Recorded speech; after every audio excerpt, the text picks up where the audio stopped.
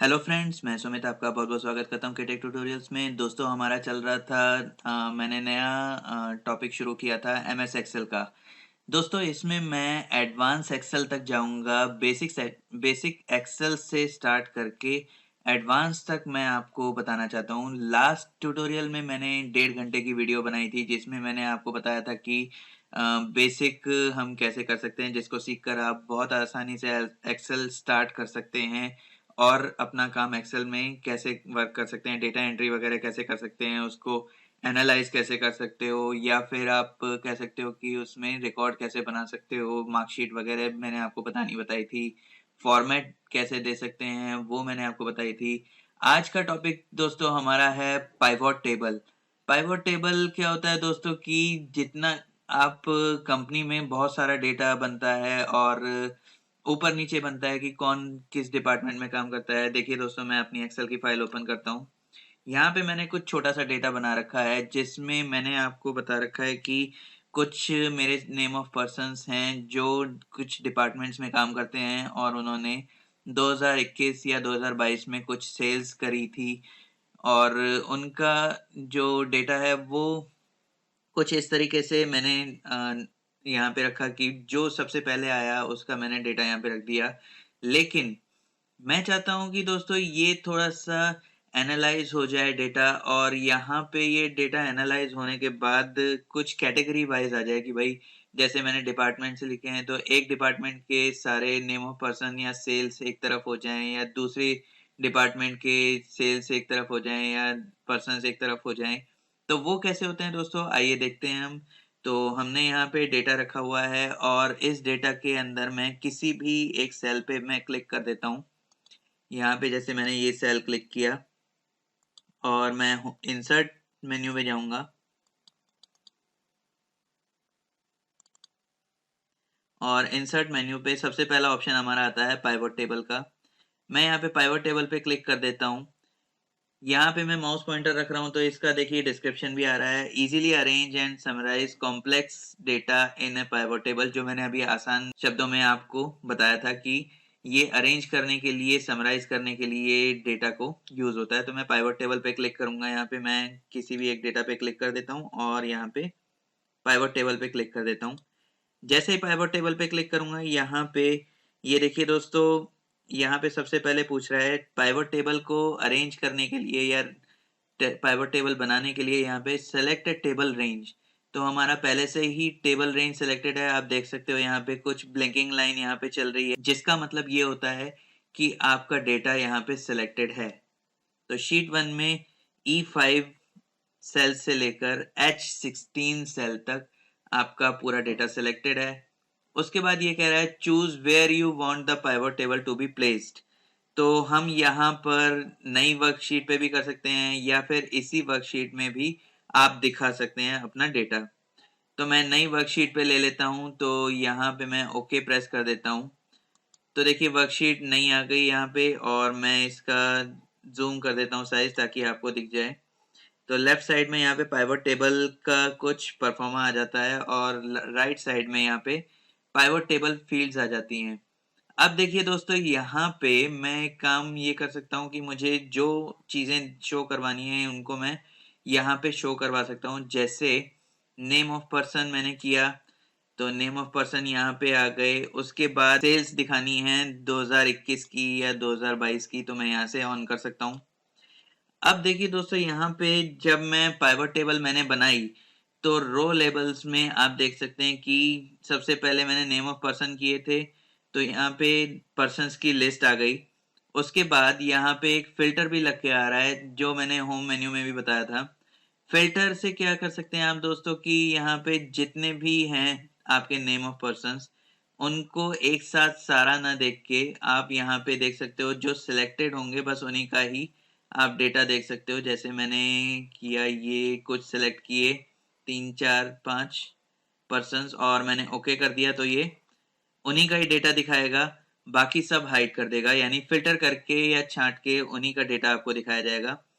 अगर आप यहाँ से वापस clear filter from name of person कर देते हैं तो आपका सारे के सारे नेम ऑफ पर्सन दोबारा आ जाएंगे और उनका डेटा यहाँ पे आ जाएगा।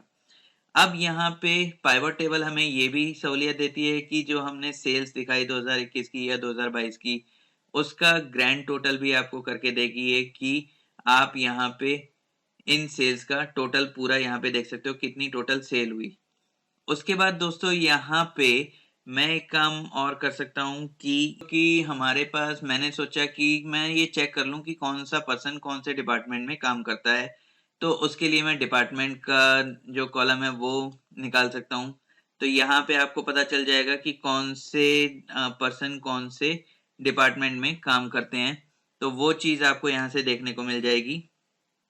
पूरा डिपार्टमेंट आपको मिल जाएगा कि जैसे भास्कर इलेक्ट्रॉनिक्स में करता है, हरीश इलेक्ट्रॉनिक्स में, हर्ष फर्नीचर में, या फिर आपका देखिए यहाँ पे करुणा फर्नीचर में है, किरण इलेक्ट्रॉनिक्स में है। तो ये चीज आप दिखा सकते हो कि कौन सा पर्सन कौन से डिपार्टमेंट में वर्क कर रहा है। तो मैंने क्या किया कि अभी इन दोनों को मैं फिर दोबारा हाइड कर देता हूँ। अब मैंने यहाँ पे डिपार्टमेंट्स को ऑन किया, तो हमारे पास 3 डिपार्टमेंट्स हैं जिनमें मैंने नेम ऑफ पर्सन्स को डिवाइड किया है और उनकी सेल्स कितनी हुई है आप वो देख सकते हो। खाली डिपार्टमेंट्स की सेल आपको दिखानी है कि इलेक्ट्रॉनिक्स में टोटल सेल कितनी हुई, फर्नीचर में कितनी हुई और गारमेंट्स की टोटल सेल कितनी हुई, वो आप यहाँ पे दिखा सकते हो। इसी तरह 2022 की भी मैं सेल्स दिखा सकता हूँ यहाँ पे। और यहाँ पे आप देख सकते हो कि इनकी टोटल सेल वही है जो हमारी नेम ऑफ पर्सन के सामने भी सेल्स आ रही थी। अब दोस्तों मैंने यहाँ पे ये दिखाया था कि मैंने इन तीनों को हाइड कर दिया और मैंने नेम ऑफ पर्सन जब किया तो यहाँ पे मैंने डिपार्टमेंट भी बाद में मैंने ऑन किया था। तो यहाँ पे आपको एक एक पर्सन का डिपार्टमेंट नीचे दिखाई दिया कि इलेक्ट्रॉनिक्स में भास्कर है, हरीश इलेक्ट्रॉनिक्स में है, हर्ष फर्नीचर में है, करण गारमेंट्स में है, करुणा फर्नीचर में है, किरण इलेक्ट्रॉनिक्स में है, कृष्णा फर्नीचर में है, माया इलेक्ट्रॉनिक्स में है। इस तरीके से दिखा रहा है। बट मैं क्या चाहता हूँ कि सबसे पहले मैं डिपार्टमेंट्स ऑन कर लेता हूँ। तो यहाँ पे मैंने डिपार्टमेंट्स ऑन किए, इलेक्ट्रॉनिक्स, फर्नीचर और गारमेंट्स, मेरे ये 3 डिपार्टमेंट्स हैं। अब अगर मैं नेम ऑफ पर्सन यहाँ पे करता हूँ तो आपको देखो यहाँ पे ये पाइवट टेबल ये भी दिखा देगी कि एक बार इलेक्ट्रॉनिक्स लिख के उसमें कितने पर्सन्स काम करते हैं वो दिखा देगा। फिर फर्नीचर में कौन कौन पर्सन काम करते हैं, फिर गारमेंट्स में कितने काम करते हैं, वो चीज आपको यहाँ पे पाइवट टेबल में नजर आ जाएगी। उसके बाद दोस्तों यहाँ पे इनकी मैं सेल्स भी दिखा सकता हूँ। जैसे 2021 की मैं सेल दिखाना चाहता हूँ तो यहाँ पे इनके सामने इन्होंने कितनी कितनी सेल करी नेम ऑफ पर्सन्स ने। जैसे भास्कर ने 1148 करी, हरीश ने 1950 करी, किरण ने 1815 करी, नेहा ने इतनी करी, करुणा ने इतनी करी। तो ये सेल्स आप यहाँ से दिखा सकते हो कुछ इस तरीके से। और फर्नीचर की और इलेक्ट्रॉनिक्स की दोनों की सेल यहाँ पे टोटल आप दिखा सकते हो कि टोटल सेल कितनी हुई। इलेक्ट्रॉनिक्स की इतनी हुई 2021 में और 2022 में इतनी हुई, और फर्नीचर की इतनी हुई, गारमेंट्स की इतनी हुई, और तीनों डिपार्टमेंट्स की जो ग्रैंड सेल वो आपकी यहाँ पे शो हो जाएगी। इस तरीके से पाइवट टेबल काम करती है। और भी तरीकों से हम पाइवट टेबल। इसके बाद दोस्तों यहाँ पे एक ऑप्शन और आता है। मैं चारों अभी फील्ड्स को यहाँ पे हाइड कर देता हूँ। और मैंने अभी आपको बताया था नेम ऑफ पर्सन्स का मैं इस तरीके से डिपार्टमेंट देख सकता हूँ कि इसमें आप एक एक पर्सन का डिपार्टमेंट देख सकते हो और यहाँ पे सेल्स भी ऑन कर सकते हो और सेल्स यहाँ से भी ऑन कर सकते हो 2021 की और 2022 की। अब देखिए दोस्तों यहाँ पे मैं जाता हूँ अपनी शीट 1 पे जहाँ पे मेरा डेटा था। यहाँ पे मैं एक काम करता हूँ, कोई भी पर्सन का अगर मैं कोई भी चेंजेस करता हूँ, जैसे सेल में मैंने अगर किया या फिर डिपार्टमेंट में मैंने कोई चेंजेस किए, तो यहाँ पे मैं कर देता हूँ। जैसे किरण का मैं कर देता हूँ गारमेंट्स का चेंज किया और इसको मैंने 2001 से कर दिया 2305। मैंने इतना किया। और अब देखिए यहाँ पे मैंने ये चेंज तो कर दिया, लेकिन शीट 2 पे जैसे ही मेरी पाइवट टेबल है, किरण का आप डेटा देखते हैं कहाँ गया, ये रहा। वही पुराना वाला डेटा है 1815 और 2001, जबकि मैंने इसको चेंज कर दिया था, गारमेंट्स कर दिया था इलेक्ट्रॉनिक्स का। तो मैंने यहाँ पे चेंज दिखाना है। तो चेंज दिखाने के लिए यहाँ पे एक ऑप्शन आपके पास है। आप पाइवट टेबल एनालाइज में जाते हैं और यहाँ पे आपके पास होता है रिफ्रेश का। देखिए दोस्तों, ये पाइवट टेबल एनालाइज जो है वो नए वर्जन्स में आता है। नया वर्जन है मेरे पास 2022 वर्जन है एमएस ऑफिस का। आप अगर पुराने वर्जन्स में जाते हैं तो यहाँ पे हेल्प मेन्यू के बाद ही ऑप्शंस का एक मेन्यू बार आता है, जिसमें आपको ये रिफ्रेश का डेटा, जो भी रिफ्रेश का ऑप्शन है वो मिल जाएगा। तो डेटा को रिफ्रेश करने के लिए हम ये रिफ्रेश बटन पे जाते हैं पाइवट टेबल एनालिसिस में। ये नए वर्जन में पाइवट टेबल एनालिसिस का ऑप्शन आता है, लेकिन पुराने वर्जन में ये ऑप्शंस के नाम से मेन्यू बार आता था, जिसमें ये रिफ्रेश का बटन होता था। तो यहाँ पे रिफ्रेश के बटन में मैं जाता हूं और रिफ्रेश ऑल कर देता हूं। तो आप देखिए किरणस का डेटा यहाँ पे गारमेंट का हो गया, सेल 1815 की होगी और ये 2305 आपका डेटा चेंज हो गया जो मैंने शीट 1 में किया था। ठीक ऐसे ही मैं अगर किसी और का भी डेटा चेंज करूं या फिर कोई सेल्स करूं, जैसे हरीश का मैंने कर दिया, या मैं कर देता हूं भास्कर का कर देता हूं। यहाँ पे मैं कर देता हूं 1280। मैंने ये डेटा चेंज किया और यहाँ पे मैं शीट 2 पे आया तो भास्कर का जो डेटा है वो 1148 और 2363 ही है अभी। 1148 आपकी जो सम ऑफ सेल 2021 थी या 2022 थी वही सेल है। मैं वापस पाइवट टेबल एनालिसिस में जाता हूँ और रिफ्रेश ऑल कर देता हूँ सारा। तो यहाँ पे देखिए 1280 भास्कर की इलेक्ट्रॉनिक्स की सेल हो गई है। तो इस तरीके से भी आप पाइवट टेबल में चेंजेस कर सकते हो। अब देखिए दोस्तों, यहाँ पे एक नया ऑप्शन और भी आप कर सकते हो। जैसे मैंने यहाँ पे चारों departments, name of person, sale या इनको हटा दिया, पाइवट टेबल फील्ड ये आ गई। शीट 1 पे मैं गया, मेरा डेटा ये है। यहाँ पे मैंने एक और कॉलम ऐड किया, सम ऑफ सेल 2021 2022 मैंने ये लिया। इसको मैंने डबल क्लिक करके बढ़ा लिया और यहाँ पे भी मैं इसको दे देता हूँ बॉर्डर, जो मैं लास्ट ट्यूटोरियल में आपको बता चुका हूँ। यहाँ पे मैं सम करना चाहूंगा, इन दोनों को मैं सेल को सेलेक्ट करूंगा और ऑल्ट के साथ प्लस कर दूंगा और एंटर प्रेस कर दूंगा, तो इसकी सेल आ जाएगी टोटल। मैं यहाँ पे जाता हूँ और यहाँ पे फिल हैंडल से नीचे तक ड्रैग कर देता हूँ ताकि ये इसका टोटल आ जाए। और यही फॉर्मेटिंग देने के लिए मैंने लास्ट ट्यूटोरियल में आपको बताया था कि इसको सेलेक्ट करेंगे, फॉर्मेट पेंटर में जाएंगे और यहाँ से इनको फॉर्मेट कर दूंगा मैं सेम, तो ये आ जाएगा हमारे पास।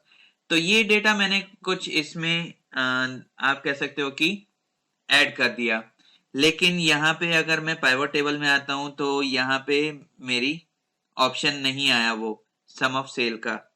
वो ऑप्शन कहाँ से आएगा? मैं वापस पाइवट टेबल में जाता हूँ और पाइवट टेबल में जाके मेरे पास एक ऑप्शन है change data source. Change data source में मैं जाता हूँ उस ऑप्शन को ऐड करने के लिए। तो मैं यहाँ पे क्लिक कर देता हूँ चेंज डेटा सोर्स पे और यहाँ पे पूरा डेटा सोर्स देखिए, पहले हमारे पास 2022 तक की सेल का डेटा हमने सेलेक्ट किया हुआ था। मैं दोबारा इसको सेलेक्ट करूंगा और पूरा डेटा सोर्स यहाँ से मैं सेलेक्ट कर लूंगा सम ऑफ सेल 2021 2022 तक और इसको मैं ओके कर देता हूँ। तो अब देखिए यहाँ पे सम ऑफ सेल भी आ गया। तो मैं यहाँ पे डिपार्टमेंट भी कर देता हूँ, यहाँ पे नेम ऑफ पर्सन भी कर देता हूँ और सेल भी मैं ऑन कर देता हूँ दोनों, और यहाँ पे सम ऑफ सेल भी मैं दिखा सकता हूँ। तो इस तरीके से दोस्तों यहाँ पे आप पाइवट टेबल को एनालाइज कर सकते हो। इसमें आपने रिफ्रेश ऑल या फिर चेंज डेटा सोर्स भी पढ़ लिया, पाइवट टेबल कैसे बनेगी ये भी बता दिया मैंने। मेन अब आपका आता है एक और ऑप्शन आता है यहाँ पे insert slicer. Pivot table analysis में ही इंसर्ट स्लाइसर आएगा। इसमें आप क्या कर सकते हो, स्लाइसर डाल सकते हो पांचों कॉलम्स का। मैं एक स्लाइसर ले सकता हूं, जैसे डिपार्टमेंट्स का स्लाइसर मैंने लिया और ओके किया। तो यहाँ पे 3 डिपार्टमेंट्स जो मेरे थे, इलेक्ट्रॉनिक्स, फर्नीचर या गारमेंट्स, इन तीनों का डिपार्टमेंट है। मैं खाली इलेक्ट्रॉनिक्स का डिपार्टमेंट ही देखना चाहता हूं, तो वो यहाँ से भी फिल्टर होके आ जाएगा। जैसे गारमेंट्स का मैंने देखा तो गारमेंट्स का सेल वगैरह सब आ जाएगा। रॉड लेबल्स में गारमेंट्स में कौन कौन काम करता है, कितनी कितनी सेल्स हुई हैं और उनका सम क्या है, तो वो चीज़ आप देख सकते हो। इलेक्ट्रॉनिक्स में आप देख सकते हो या फर्नीचर में देख सकते हो। अब इस स्लाइसर को अगर मुझे हटाना है तो मैं यहाँ पे क्लियर फिल्टर पे क्लिक करूँगा। पहले तो सारा फिल्टर आ जाएगा, दोबारा से सारा डेटा आ जाएगा और अब मैं स्लाइसर को डिलीट पे क्लिक करता हूँ तो डिलीट हो जाएगा। यहाँ पे पाइवट एनालिसिस में इंसर्ट स्लाइसर में दोबारा जाते हैं।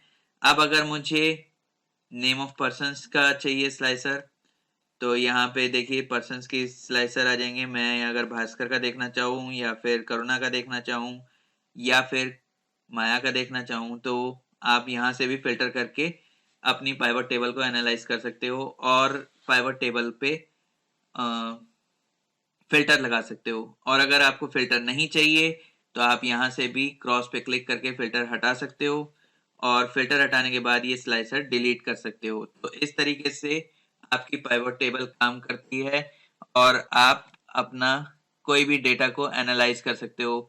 आई होप दोस्तों मेरा ट्यूटोरियल आपको बहुत पसंद आया होगा। तो इस वीडियो को लाइक कीजिए, शेयर कीजिए और मेरे चैनल केटेक ट्यूटोरियल्स को सब्सक्राइब कीजिए और बेल आइकन को दबाना मत भूलिएगा ताकि मेरे नए वीडियोस के नोटिफिकेशंस जल्द से जल्द आपके डिवाइस पे सबसे पहले आपको मिल जाएं।